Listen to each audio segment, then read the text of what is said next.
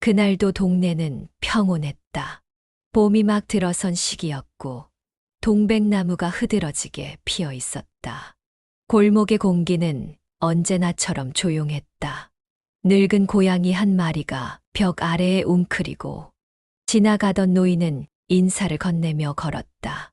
그런데 그 고요함을 깨뜨린 건 이삿짐 트럭 두 대였다. 야야야, 조심 좀 해요. 저건 비싼 거라니까. 거기 가스레인지 넣지 말고. 아이고, 말 좀 알아듣게 해. 여자는 고래고래 소리를 질렀고 남자는 휴대폰으로 무언가를 찍으며 트럭 주위로 어슬렁거렸다. 이쪽 각도가 잘 나오네. 여보, 여기서 사진 한 장 찍자. 아, 진짜 피곤하게 굴지 마. 지금 정신없어. 그들은 이제 막 이 동네로 이사 온 신혼부부였다. 남자는 이름만 대면 알만한 중소기업에 다니며 자신을 본부장 승진 유력자라고 소개했고 여자는 SNS에 일상을 올리며 셀럽이라 자처했다. 이사 첫날 그들은 문도 닫지 않은 채 음악을 틀었다.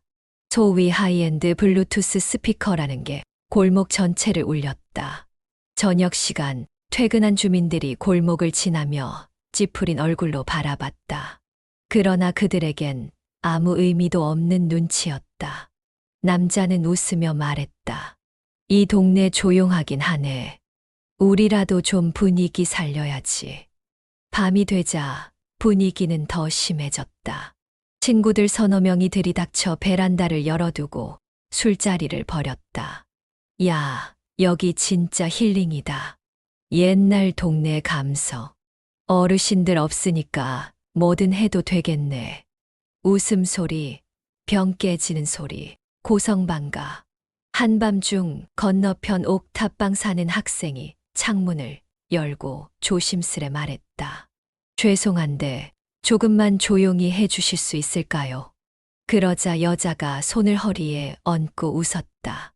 아, 미안해요. 우리 오늘 이사 와서 좀 들떴나 봐요. 금방 끝낼게요. 하지만 음악은 그대로였다. 웃음소리는 더 커졌고 창밖의 조용한 집들이 마치 배경이 되었다. 그리고 그 옆집, 낡은 기와지붕 아래 한옥. 그곳에선 희미한 불빛만이 새어나오고 있었다. 할머니는 말없이 창문을 닫았다. 라디오를 끄고 작은 접시에 담긴 수면제를 확인한 뒤 조용히 등을 돌려 누웠다. 아무 말도 하지 않았다. 그저 눈을 감고 이 낯선 소음이 지나가길 기다렸다. 다음 날 아침, 베란다 아래는 술병이 널려 있었고 담배꽁초 몇 개가 다른 집 담벼락에 박혀 있었다. 누군가 지나가며 혀를 찼다. 와, 여긴 원래 이런 동네 아니었는데. 하지만 신혼부부는 그런 시선조차 즐기는 듯 했다. 좀 시끄럽긴 했지. 근데 뭐 어때? 다들 조용해서 그런 거지. 원래 이런 게 젊음 아니야? 아무도 대놓고 뭐라 하지 않았다. 하지만 동네의 공기엔 분명 작은 금이 가기 시작했다. 이사 온 지 일주일쯤 되었을까. 신혼부부는 이 동네에 완전히 적응한 듯 보였다. 아침마다 블루투스 스피커를 창틀에 걸고 음악을 틀었고 택배 상자며 음식 배달 포장지는 종종 복도에 하루 넘게 방치되었다. 다 치우면 되죠, 뭐. 여자는 그렇게 웃었고 남자는 출근하면서 담배를 물고 고개만 까딱였다. 그들이 이사 온 옆집, 기와집에 사는 할머니는 언제나처럼 조용했다. 작은 쟁반에 검정콩과 마른 대추를 담아 마루에 놓고 그 위에 조심스레 물컵 하나를 올려두는 손길.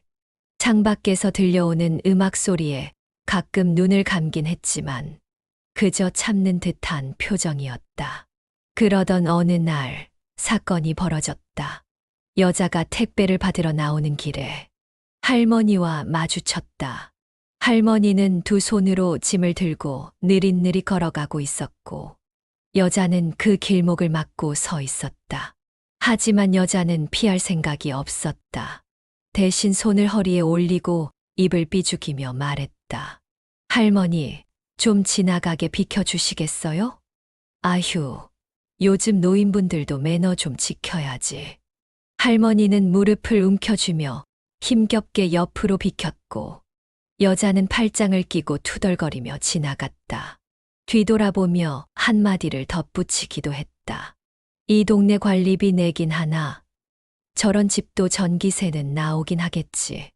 그 옆에서 남편이 키득거리며 말했다.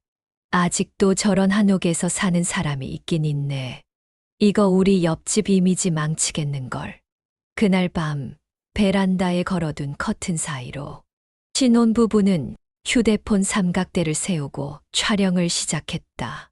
안녕하세요. 여러분, 오늘은 슬로우 시티에서의 하루를 소개할게요. 근데 옆집에 뭐랄까 정취 넘치는 분이 살고 계세요. 이 동네 마스코트 같은 무슨 드라마 세트장 같은 그런 집 있죠. 말은 조심스럽게 했지만 그들의 웃음 속엔 조롱이 숨겨져 있었다. 혹시 귀신 나오는 한옥이 아닐까요? 하하하.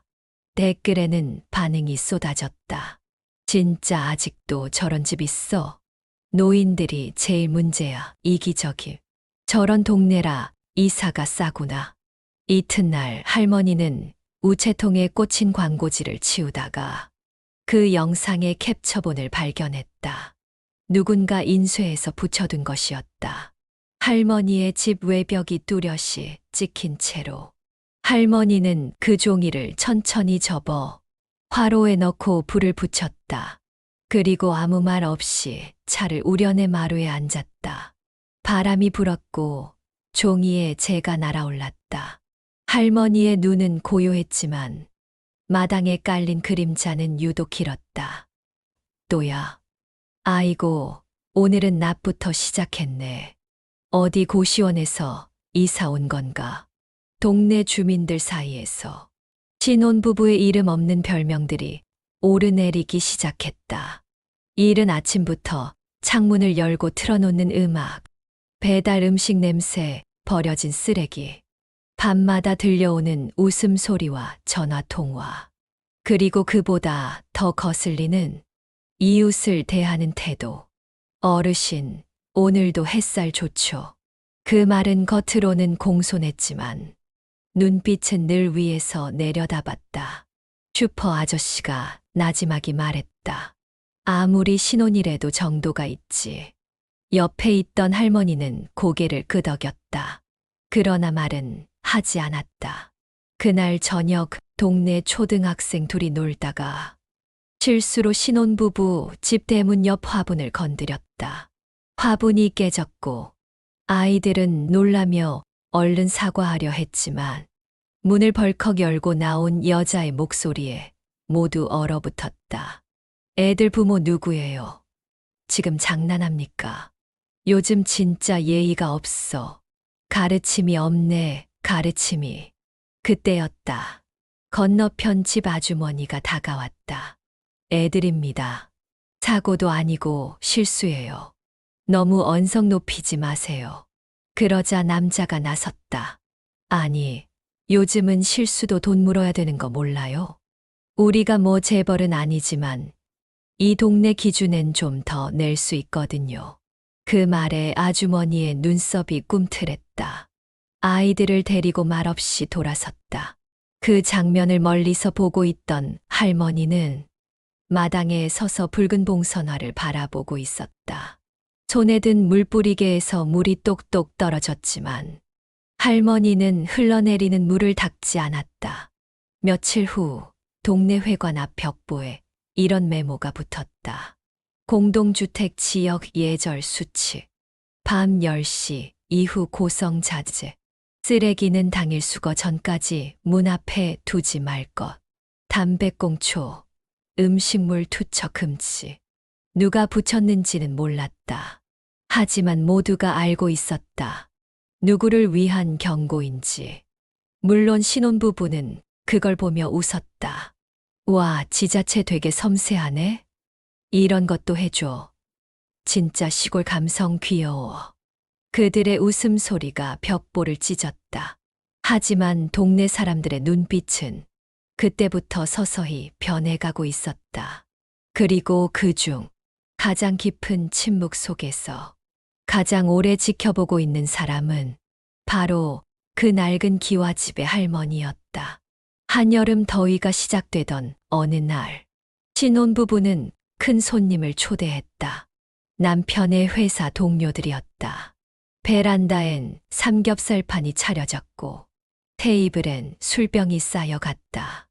음악은 또 다시 틀어졌고 고기 타는 냄새와 웃음소리가 골목길로 퍼졌다. 야, 여긴 완전 우리 전용 펜션 아냐? 아, 옆집만 좀 정리되면 딱인데. 으스스하단 말야.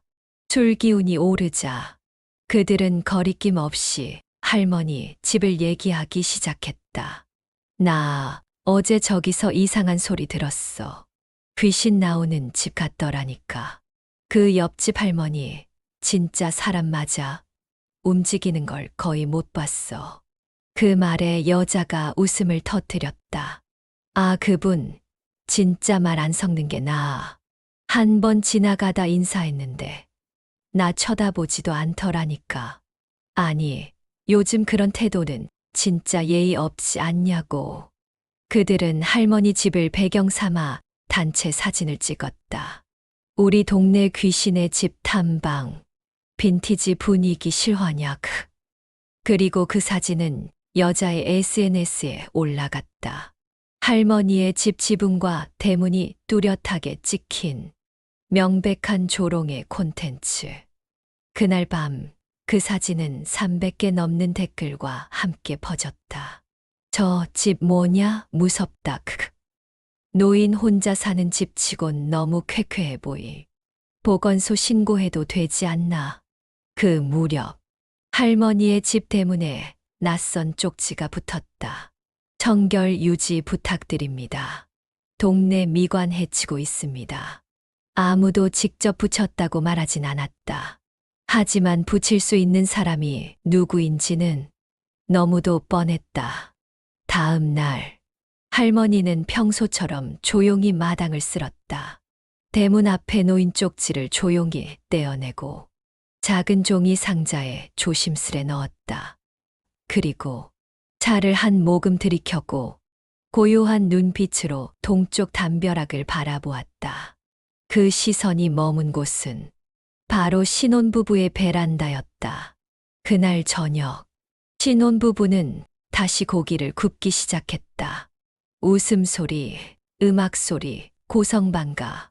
그러다 갑자기 쾅! 그들의 집 벽에서 강한 소리가 났다. 누군가 현관문을 세게 두드리는 소리였다. 누구야? 문 앞엔 아무도 없었다. 단지 발치에 놓인 봉투 하나. 마지막 경고입니다. 더는 조용히 넘어가지 않겠습니다. 그 편지를 본 남편은 코웃음을 쳤다. 진짜 누가 이런 협박을 하냐.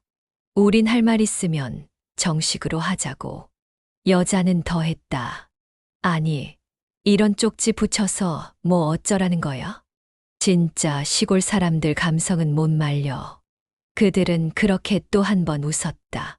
그리고 그렇게 마지막으로 웃었다. 며칠간 할머니는 아무 일 없었다는 듯 일상을 반복했다. 아침엔 마당을 쓸고, 낮엔 텃밭에서 풀을 뽑고, 해질 무렵이면 커다란 모자를 쓰고 동네를 천천히 산책했다. 하지만 그 평온한 표정 이면에선 차분하고 정확한 계산이 진행되고 있었다. 할머니는 동사무소에 들러 소음 피해 관련 서류를 작성했다. 함께 가져간 건 지난 한 달간의 소음 시간대 기록, 영상 캡처, 녹음 파일. 놀랍게도 모든 것이 정확한 날짜와 시간에 맞춰 정리돼 있었다. 그녀는 조용히 말했다. 이웃 간에 불편함이 있어서요. 법적 절차는 다 알고 있습니다. 천천히 진행하겠습니다. 그녀의 목소리는 흔들림 없었고 담당 직원조차 처음엔 믿지 못할 정도로 또박또박했다. 며칠 후 신혼부부는 등기우편을 하나 받았다. 보낸 곳은 관할 구청 환경위생과 귀하의 세대는 소음 민원 다수 접수로 인해 1차 계도 대상입니다. 정해진 기준을 초과할 경우 고발 및 과태료, 처분이 뒤따를 수 있습니다. 남편은 편지를 펼쳐보다 말고 혀를 찼다. 이거 진짜 고소한 거야? 그냥 경고하냐? 하지만 여자의 얼굴엔 당혹감이 떠올랐다. 우리 영상 때문에? 아니면 그 댓글들. 남편은 급히 SNS 계정을 비공개로 돌렸다. 영상을 내리고 댓글을 지웠다. 하지만 이미 캡처는 퍼져 있었다. 그로부터 이틀 뒤 또 다른 우편이 도착했다. 이번엔 변호사 명의의 내용 증명이었다. 귀하의 온라인 콘텐츠로 인해 사생활이 침해되었고 명예훼손 요소가 다수 포함되어 있음이 확인되었습니다. 해당 내용에 대해 정식 법적 절차를 개시할 예정입니다.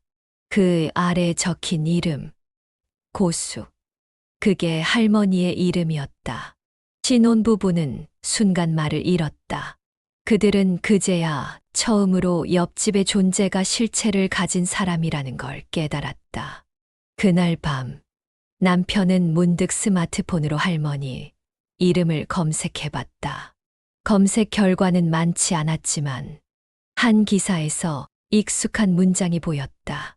10년 전 고숙 대표는 시니어 권익을 위한 주거 분쟁 조정 운동을 이끌며 수차례 소음 사생활 침해 관련 소송에서 전례를 만든 인물이다.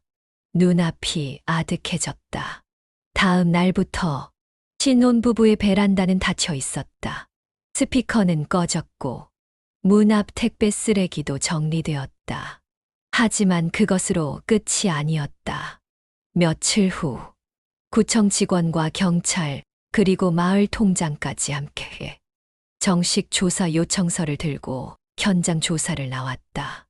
여기 사시는 분이 다수 주민에게 불쾌감을 주고 있다며 민원이 쌓였습니다.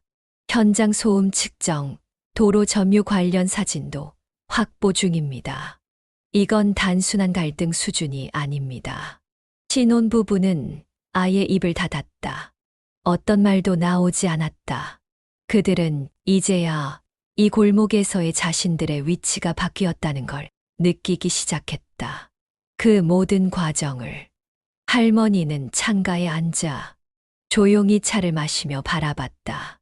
그 집 요즘 조용해졌더라. 슈퍼 주인 아저씨가 물었다. 아이의 문도 안 열어. 밤마다 틀던 음악도 안 들려. 아파트 단지에 가면 조용하다고 칭찬이라도 받겠다. 동네 어귀 벤치에 모인 어르신들이 고개를 끄덕이며 나직이 웃었다. 누구도 대놓고 말하진 않았지만 모두가 알고 있었다. 그 시작은 할머니였다. 처음엔 말이 없던 주민들도 이제는 마주치면 할머니께 고개를 숙였다. 고 선생, 잘하셨어요. 우리가 그동안 너무 참고만 살았지. 속이 다 시원하네요. 정말. 누군가는 떡 한 접시를 가져왔고 누군가는 조용히 고개 숙여 인사했다. 그때까지도 할머니는 그저 조용히 웃을 뿐이었다. 무슨 말도 하지 않았다. 다만 예전보다 조금 더 오래 마당에 머물렀다. 그 모습을 본 이웃들은 마치 골목을 지키는 어른이 돌아온 듯한 느낌을 받았다. 신혼부부는 급격히 변했다. SNS는 삭제했고 그 많던 배달 음식도 끊겼다. 이제는 골목길을 지날 때마다 무언의 시선이 따랐다. 누구도 직접 뭐라 하지 않았다. 그러나 그 정적이 그들에겐 가장 큰 압박이었다. 우리 이 동네 오래 못 버틸 것 같아. 여자가 나지막이 말했다. 다들 우릴 피하는 것 같지 않아? 남편은 침묵했다. 예전엔 자신감 있게 고개를 들던 그가 이제는 모자 깊숙이 눌러쓰고 걷고 있었다. 어느 날 할머니는 동네 반상회에 참석했다. 몇 년 만의 일이었다. 조용히 자리에 앉은 그녀에게 통장은 물었다. 고 선생, 괜찮으시겠어요? 이번에도 말 없으시면 우리가 도와드릴게요. 할머니는 천천히 고개를 들었다. 그리고 또박또박 말했다. 조용히 살고 싶어서 여기 온 거였습니다. 근데 그 조용함을 지키려면 가끔은 크게 말해야 하더라고요. 그 말에 사람들은 박수를 쳤다. 크고 요란한 박수는 아니었지만 묵직하고 긴 여운이 남는 박수였다. 누군가는 눈시울을 붉혔고 누군가는 그제야 마음속 응어리가 내려간 듯 웃었다. 그날 이후 할머니의 집 대문 옆에는 누군가 작은 종이 메모를 붙여두었다. 당신 덕분에 이 동네가 다시 조용해졌습니다. 감사합니다. 서명도 이름도 없었다. 하지만 할머니는 그 메모를 떼지 않았다. 그저 곱게 펴서 유리병에 담아 마루 한켠에 조용히 두었다. 한 달이 채 지나지 않아 신혼부부의 집 앞엔 이삿짐 박스가 하나둘 쌓이기 시작했다. 이웃 누구도 놀라지 않았다. 누군가는 말했다. 이 동네가 시끄러운 사람을 받아줄 만큼 넓진 않지. 남편은 마지막까지 말이 없었고 여자는 예전과 달리 폰을 들고 인증샷을 찍는 일도 없었다. 두 사람은 말없이 짐을 꾸렸다. 그리고 마지막 날, 낮 3시쯤 이삿짐 트럭이 골목에 들어섰다. 남편은 현관 앞에서 마지막으로 한숨을 내쉬며 중얼거렸다. 생각보다 오래 못 버텼네. 그때였다. 옆집 대문이 열렸다. 할머니가 조용히 나와 햇살 아래에 서 있었다. 모자는 쓰지 않았고 작은 종이 봉투 하나를 손에 들고 있었다. 신혼부부는 멈춰 섰다. 어쩔 줄 몰라 고개를 숙인 채 그녀 앞에 다가왔다. 남편이 입을 뗐다. 그동안 민폐를 끼쳐 죄송했습니다. 여자는 작게 말했다. 우린 그냥 몰랐어요. 이 동네가 이렇게 단단한 줄은. 할머니는 말없이 봉투를 내밀었다. 남편이 조심스레 받아들었다. 안에는 작은 손수건 2장이 들어 있었다. 베란다에서 큰 소리로 떠들던 그날, 그들이 땀을 닦던 바로 그 손수건과 똑같은 문이었다. 소란했던 것도, 무례했던 것도 다 지난 일이에요. 할머니는 조용히 말했다. 이곳은 조용한 동네입니다. 그리고 조용함은 누가 만들어주는 게 아니라 서로가 지켜내는 거죠. 그 말에 남편은 고개를 숙였고 여자는 눈물을 훔쳤다. 그들은 아무 말 없이 인사하고 트럭에 올라탔다. 차가 천천히 골목을 빠져나가는 동안 누구도 손을 흔들지 않았다. 하지만 모두가 창가에서 그 장면을 보고 있었다. 그날 저녁, 동네는 다시 조용해졌다. 매캐한 고기 냄새도, 귀를 찌르던 음악도 없었다. 대신 바람에 흔들리는 나무 소리, 길고양이 발자국 소리, 그리고 저녁마다 들려오는 할머니의 닭이 찻잔 소리만이 골목을 채우고 있었다. 신혼부부가 떠난 후 그 골목은 마치 아무 일도 없었던 것처럼 조용했다. 아이들은 다시 거리에서 웃으며 놀았고 담벼락 아래 고양이는 낮잠을 잤다. 어르신들은 슈퍼 앞 평상에 앉아 차를 마시며 바람 얘기를 나눴고 어느 집 담벼락에는 이름 모를 들꽃이 피어났다. 하지만 모두가 알고 있었다. 그 조용함은 스스로 온 것이 아니라 지켜낸 사람이 있어서 가능했다는 걸. 할머니는 여전히 같은 일상을 살았다. 아침엔 마당을 쓸고 점심엔 차를 우려한 모금씩 음미했다. 그녀의 집은 여전히 낡았지만 누구도 함부로 쳐다보지 않았다. 오히려 지나가던 사람들이 살짝 허리를 숙이거나 고개를 끄덕였다. 아이들은 저 집은 조용한 집이야. 할머니는 우리 마을 대장이야. 하고 수군거리며 지나갔다.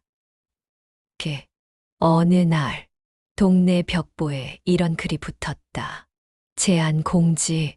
조용한 마을을 지켜주신 분께 드리는 감사의 마음. 고숙 어르신을 명예 이웃 대표로 추천합니다. 마을 주민 일도 처음엔 누가 붙였는지 몰랐다. 하지만 서서히 사람들의 서명이 하나둘 늘어갔다.